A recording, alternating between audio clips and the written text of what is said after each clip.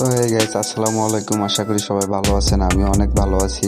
কিছুদিন থেকে লক্ষ্য করতেছি যে সবাই কক্সবাজার ভ্রমণ করতেছে, তো ভাবলাম আমি কেন যাব না। যেই ভাবা সেই কাজ, পরিকল্পনা একরকম করেই ফেললাম। প্রকৃতিপ্রেমী মানুষদের কাছে কক্সবাজার আসলেই এক অনন্য উদাহরণ। তার তুলনা সে নিজেই।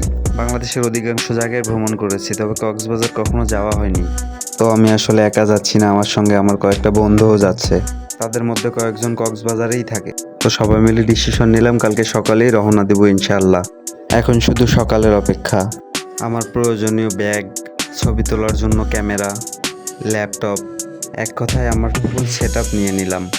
যেহেতু ওখানে গিয়ে বেশ কিছুদিন থাকবো, তাই আমার সকল ব্যাংকের কার্ড সঙ্গে নিয়ে নিলাম। আপাতত সব কিছু গোছানো শেষ, এখন শুধু সকালের অপেক্ষা। তো এক বন্ধু সকালে আমাকে ফোন দিয়ে ঘুম ভাঙিয়ে দিল। যদিও আমি এত তাড়াতাড়ি ঘুম থেকে উঠি না, তবে তার ফোনেই ঘুম ভেঙে গেল। উঠে চটপট ব্রাশটা করে নিলাম। আমার প্রয়োজনীয় ব্যাগকে তো রেডি করেছে, এখন আমার রেডি হওয়ার পালা। আসলে ভাই তখন থেকে অনেক ভাব দেখালাম। আপনার কি মনে হয় আমি কক্সবাজার যেতে পারবো? ভাই পকেটে একটা টাকাও নাই, আবার কক্সবাজার মারাইছে।